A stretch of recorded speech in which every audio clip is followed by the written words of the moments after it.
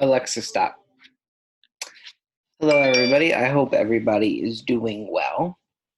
I hope everybody had a nice, relaxed, full spring break. Um, Looks like we'll be doing this for another month. What was I going to say? So let's get started. So the do now for today.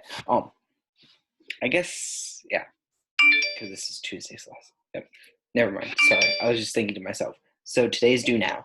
What were some of the problems going on during the Industrial Revolution? So recall, what were some of the problems going on during the Industrial Revolution? So take a moment to answer that now. So during today's lesson, I want you guys to fill out the guided notes and make sure to fill out the guided notes. So what is capitalism and what is communism? Some of the problems going on, remember the working conditions, the poor living conditions. You guys all read the primary source. We've watched a little documentary about child labor. So we have all this knowledge about what's going on in the Industrial Revolution.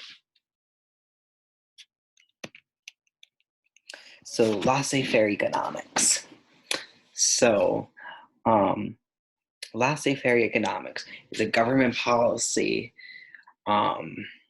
where the government does not interfere in the economy. So just think of laissez-faire economics as hands off. The government has hands off, hands off, hands off of the economy. I did that. I was being very extra about that, if you could tell, because I want you guys to get the definition of laissez-faire economics, hands off the economy. The government does not have hands on the economy. This was a government policy during the Industrial Revolution in Great Britain and the United States that allowed these businesses to flourish, which were allowed for the Industrial Revolution to really take off because you didn't have burdensome taxes or what's called regulation. So like a regulation is a fancy fancy word for like rules. For example, a rule regulation now is that you can't employ children. So they didn't have any of that. The government had hands off the economy. Capitalism. So going back to laissez-faire economics, private businesses and people were free to do or suffer what they want. So that's what it means. I really need to shut this off because my phone is now going like crazy. So private businesses and people are free to do what they want, meaning, so if a business fails, they're not getting help from the government. Where if people lose their jobs, they're also not getting help from the government. So right now, what's going on with the coronavirus, the state and federal government are taking active roles.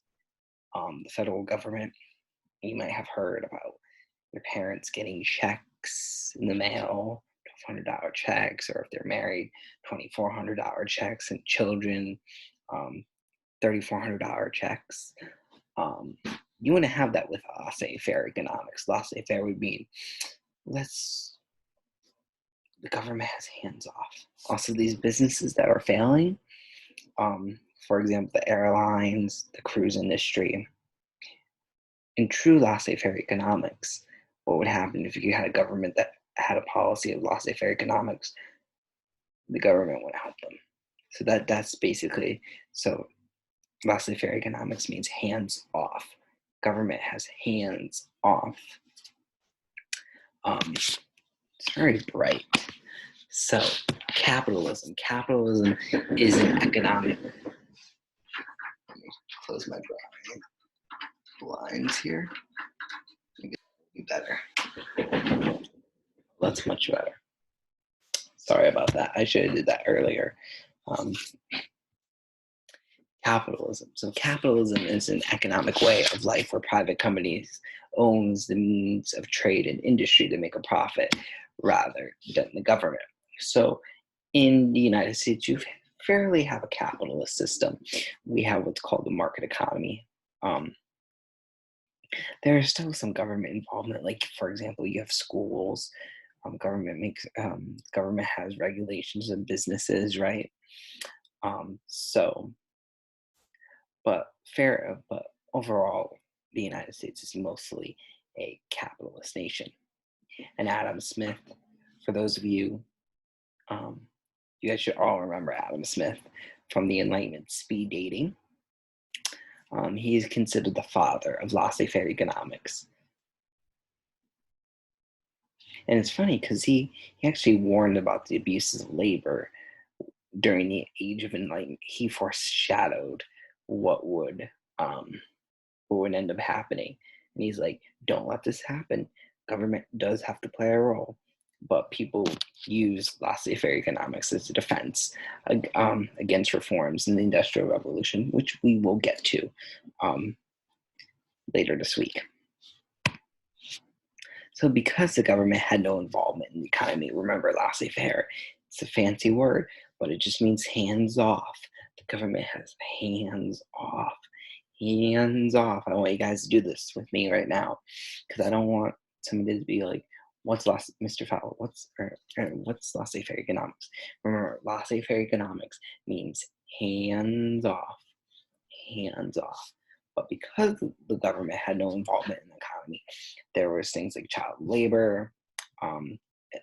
Why do they have child labor? Because they could pay kids less than an adult male. Why did they employ women? Because they could pay women less than men. You had people living in making extremely low wages. That's why later you would have minimum wage laws, poor working conditions, no labor protection laws, and etc. These are all some of the reforms that come out during the Industrial Revolution. So socialism. So becomes this new way of thinking, right? People see all the injustices that's going on. And socialism is an economic theory that comes up. So as a result of a huge gap between the rich and the poor and other injustices, socialist ideas emerged. So socialism is the people as a whole, the government.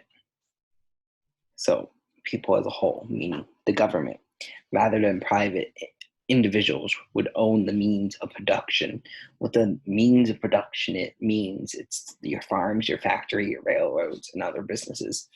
Remember, in capitalism, you have private individuals, private companies, private individuals owning the means of production in industry. So, for example, Walmart, right?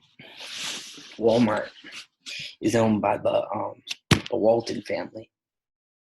I think it's the Walton family. Alexa, what family owns Walmart? Here's something I found from the article Josh Kroenke on Wikipedia. Through his mother, he is a member of the Walton family. Walton. The Alexa, richest stop. family in the world. Gotta love my Alexa here. I don't know if you guys can see it, but I have an Alexa show. So she's awesome. A teaching assistant. But anyways, yeah, the Walton family, right? So the Walton family, they're private. They're private people. They're private citizens. They own Walmart. And many other businesses, Foot Locker, Hollister, all these other companies are owned by private individuals. That's what you have in a capitalist society. In a socialist society, you would have the government owning these. You would have the government owning Walmart, distributing food and clothes and other goods. They would own the railroads. They would own factories. You have private in capitalism. You have private people owning factories. But under a socialist system, you would have the government owning all this. So this is a step before communism. With communism, Karl Marx and our friend Frederick Engels, remember we read that primary source, and he was the author, right? He was the one that went into the other side of town and to the working class side of town and he saw all the filth on the earth floor and all that. That was Frederick Engels. Um, he wrote, him and Karl Marx are considered the founding fathers of communism. So they wrote the Communist Manifesto, where they predicted a struggle between social classes. I didn't put down the names because I don't need you to memorize them right now, but the bourgeoisie, which would be like your factory owners, your rich, and then your proletariat, which are your factory workers, right? That basically they would rise up against the bourgeoisie, and we would have a socialist society. Then, after that, there would be no need for government. There would be no need for class. It would lead to a classless society where all means of production would be owned by the community as a whole. So there would be no need for government. As we will explore later on towards the end of the year, which I hope, because I hope to finish up the Industrial Revolution soon, get to World War I, hopefully get to World War II. I would love to get to the Cold War, but that's pretty ambitious considering everything, which I don't think we'll get. So I'm trying to get to World War I by next week. But anyways, in practice, communism later came to refer to a system in which governments led by a small elite controlled all economic and political life. We'll talk about the Russian Revolution. I think I'll probably give a little lesson about the Russian Revolution. It's cool, but what ended up happening in the Russian Revolution, you had communism, right? You had a communist state set up in the Soviet Union. You had a small elite ruling the country. So it wasn't a classic society as Karl Marx and Frederick Engels envisioned.